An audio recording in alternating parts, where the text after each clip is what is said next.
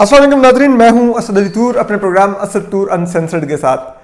आज जो हम आपको सबसे बड़ी एक्सक्लूसिव खबर देंगे, इन्वेस्टिगेटिव स्टोरी देंगे कि NA 249 में क्या हुआ। ये बड़े दिन से एक बहस चल रही है टीवी स्क्रीनों पर।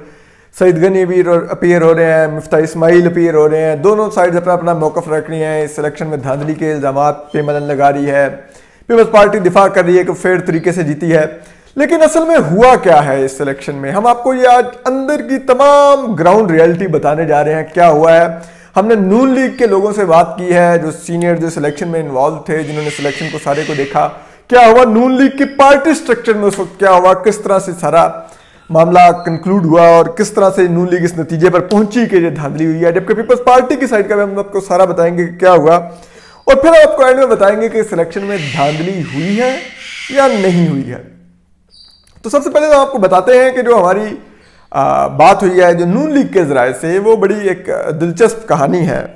जो नून लीग के ज़राए हैं उनमें ये बताया जाता है कि जब जिस रात ये इलेक्शन हुए, अब इस जो कैंडिडेट का इंतखाब था ये भी बड़ा नून लीगी के ज़राए जिनसे वो क्वेश्चन कर रहे हैं नून लीग में बाज़ लोग, उनका ये कहना है कि जो मिफ्ता इस्माइल हैं उससे बेहतर होता कि यहाँ पर, क्योंकि मिफ्ता इस्माइल इस हल्के के नहीं थे तो ग्राउंड पे यहाँ पे उनके बरादरियों में पेनिट्रेशन नहीं थी, ताल्लुकात नहीं थे, तो उससे ज़्यादा बेहतर होता कि साद रफ़ीक के एक रिश्तेदार हैं जो वहाँ पर रहायशी भी हैं, जिन्होंने कहते हैं कि शहबाज शरीफ की कैंपेन भी चलाई थी और शहबाज शरीफ के लिए सारी वेव क्रिएट की थी।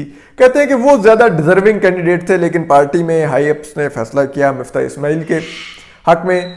और उनका ये मानना है कि मिफ्ता इस्माइल ठीक है, वो जिसे कहते हैं वैसे एक स्मार्ट पॉलिटिशियन है, काफ़ी अच्छा उनका बैकग्राउंड है, पढ़े लिखे हैं, बड़े वेल इन्फॉर्म्ड हैं। आर्मी चीफ ने भी, जनरल कमर जावेद बाजवा ने भी वीडियो आखिरी एंकर से मुलाकात की, उसमें जिन PMLN के पॉलिटिशियंस की तारीफ की उसमें मिफ्ता इस्माइल भी एक थे कि बड़े काबिल हैं। लेकिन मिफ्ता इस्माइल स्ट्रीट स्मार्ट नहीं है, यानी कि वो ग्राउंड पर हल्के के अंदर उस तरह से नहीं कर सकते। बिजनेसमैन है, आम आदमी से शायद उस तरह से नहीं घुल मिल पाते होंगे, तो वो कहते हैं कि वो उस तरह से टीम प्लेयर नहीं है, टीम लीडर नहीं है। उनका बैकग्राउंड है कि वो बोर्ड ऑफ इन्वेस्टमेंट के चेयरमैन रहे हैं, ओगरा के चेयरमैन रहे हैं, लेकिन उनका उस तरह के हल्के के काम का एक्सपीरियंस नहीं है। तो ये एक क्वेश्चन है उनके ऊपर। फिर कहा जाता है कि जो साबिक गवर्नर सिंध हैं और अभी मियां नवाज शरीफ और मरीम नवाज साहिबा के जो स्पोक्समैन भी हैं, जो मोहम्मद जुबैर साहब, वो भी अपने बेटे के लिए टिकट लेने के नून लीग के अंदर इस तरह का कहना है ख्वाह थे, वो भी ख्वाहिश रखते कि उनके बेटे को टिकट मिले, वो भी नहीं मिली। और मिफ्ता इस्माइल का फिर इंतखाब हुआ। मिफ्ता इस्माइल ने गो के कैंपेन चलाई अच्छी खासी, लेकिन अगेन मिफ्ता इस्माइल के पास जो एक वेव थी ग्राउंड पे नून लीग की, वो उस तरह से उसको शायद वोट्स में नहीं कन्वर्ट कर पाए बनस्बत के दूसरी साइड के। वो हुआ क्या वो भी हम आपको बताते हैं। और कहा जाता है कि जिस रात ये रिजल्ट्स आ रहे थे, तो जब 140 के करीब पोलिंग स्टेशंस के रिजल्ट्स आए, तो उस दौरान नून लीग ने अपनी विक्ट्री समझ ली और कुछ लोगों ने जो नून लीग के ही सीनियर अरकान थे, उन्होंने मरीम नवाज साहिबा और शहबाज शरीफ साहब को जिसे कहते हैं उनको ये कहा कि आप लोग ट्वीट करें, हम जीत चुके हैं। उनको शायद ठीक रिपोर्ट नहीं किया, प्री मेच्योर कह दिया कि हम जीत गए हैं, और इन दोनों हजरात ने ट्वीट कर दी। और उसके बाद कहते हैं कि एक वो मजीद अब नून लीग के लिए अना का मसला बन गया, एक शोर भी मच गया, एक वेव भी बन गई। नून लीग के जो वर्कर था उसने भी इंप्रेशन ले लिया कि हम जीत गए हैं, जिसके पर क्या अब हमारे जराए ये बताते हैं कि शहबाज शरीफ साहब अब थोड़े बरहम हैं कि मुझसे प्री मेच्योर ट्वीट क्यों करवाया गया। और शायद वो जब ये मामला कंक्लूड हो जाएगा, ये इलेक्शन कमीशन में जब गया है वोट की रीकाउंट के लिए, जिसकी 4 तारीख को हियरिंग है कि वोट का रीकाउंट होना है या नहीं होना, तो उसके बाद शायद वो हो सकता है कि इसके ऊपर कुछ बात भी करें इंटरनली, लेकिन करेंगे पब्लिकली तो ऑफ कोर्स नहीं करेंगे। तो ये तमाम अवामिल थे जो ग्राउंड पर एक रोल प्ले कर रहे थे। इसके अलावा ये भी कहा जाता है कि जो नून लीग के जो पोलिंग एजेंट्स थे उनमें वर्कर्स कम थे, जबकि जो मिफ्ता इस्माइल साहब ने कुछ लोगों को जो असाइन किया हुआ था वो ज़्यादा थे टास्क पे, तो ये भी शायद एक वजह थी। फिर ये जो रिजल्ट लेट आते रहे, इसकी भी एक वजह ये थी कि इलेक्शन कमीशन के ज़रिए ये बताते हैं कि हमारा जो होता है हम वक्त लेते हैं इलेक्शन रिजल्ट कंपाइल करने में, और वो जो रिजल्ट कंपाइल करने का हम पार्टियों की तरह वोट नहीं अनाउंस कर सकते फॉरन फॉर्म 45 या फॉर्म 47, क्योंकि हम लोग उसको क्रॉस वेरीफाई कर रहे होते हैं 3-4 मुख्तलिफ जराए से। उसके बाद जब हमें पूरा यकीन मिलता है कि ये अथेंटिक है, उसके बाद हम उसको अनाउंसमेंट की तरफ लाते हैं, तो उसमें टाइम लगता है। पार्टियां तो फौरन साथ साथ अनाउंस करती जा रही होती हैं कि हमारे इतने वोट हो गए, इतने वोट हो गए। और ये एक फैक्ट है कि उस रात भी अगर आप देखें कि जो मैंने ट्वीट्स किए, मैंने किसी में भी नहीं कहा कि नून जीत रही है, पीपल्स पार्टी जीत रही है। मेरे पास दोनों पार्टियों के जो लोग जो रिजल्ट्स भेज रहे थे वो बहुत ही मुख्तलिफ थे। दोनों में ऐसे लग रहा था कि वो जीत रहा है, तो मैं कंफ्यूज था। मैंने कहा कि मैं कैसे किसी एक पार्टी का अनाउंस कर दूं। तो लेकिन नून के जो लोग थे उन्होंने अपनी क़यादत को कन्विंस किया कि हम जीत रहे हैं, आप ट्वीट कर दें, तो उन्होंने ट्वीट्स कर दिए।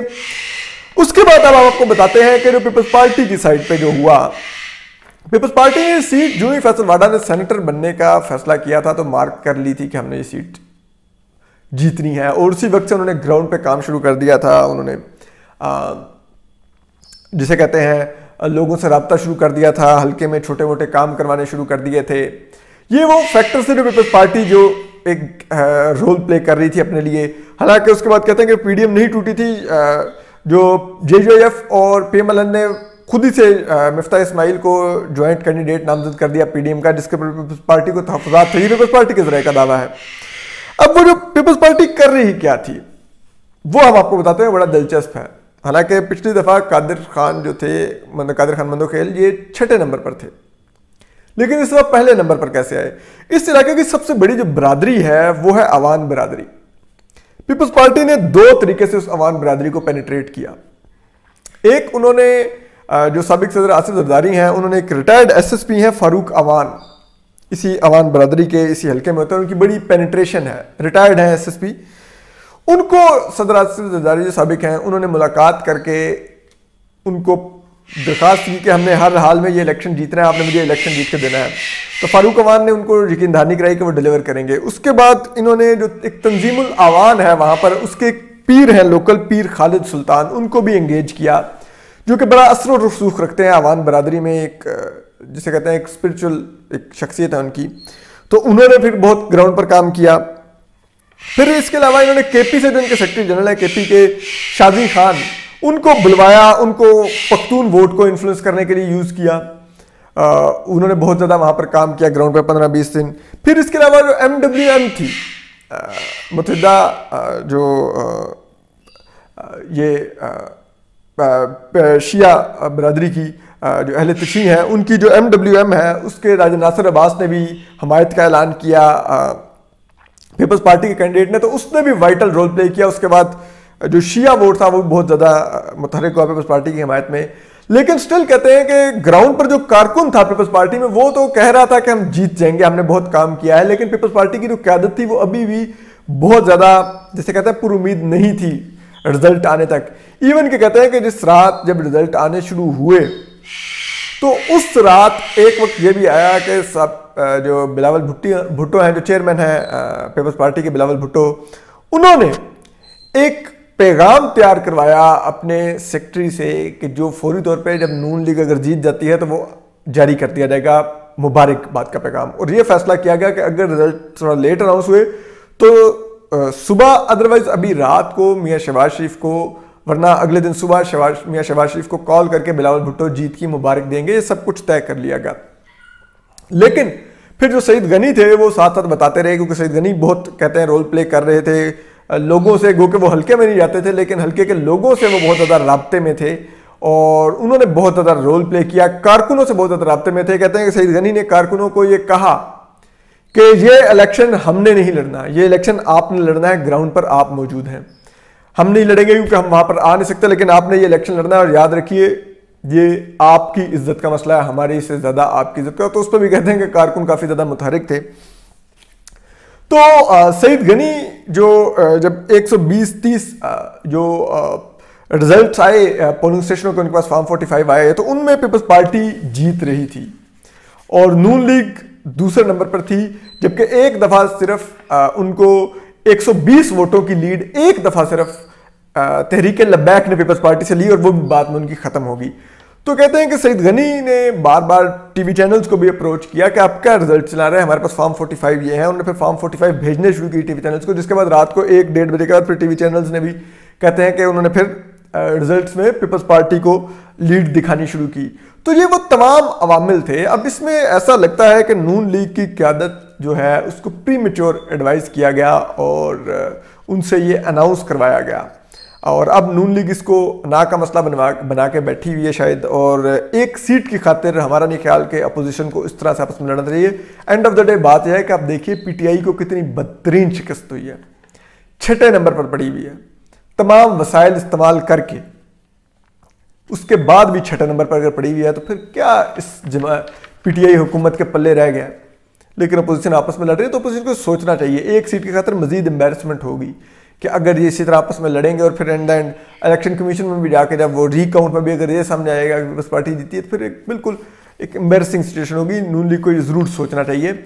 हमें मालूम है कि हमारे जो इस वक्त जो नून लीग के देखने वाले कारकुन होंगे वो बड़े बरहम होंगे कि हम शायद किसी की हिमायत कर रहे हैं, लेकिन नहीं, ये बात है एक असूल की। हमने ग्राउंड पर स्टोरीज में काम किया है, नून लीग के ज़रिए से बात किया है और नून लीग के ज़रिए से सारी सूरत हाल समझी है, पीपल्स पार्टी के ज़रिए से बात करके सूरत समझी है, और उसके बाद हम आपके आगे ये रिजल्ट लेके आए हैं कि ये असल में है क्या और ग्राउंड पर हुआ क्या है।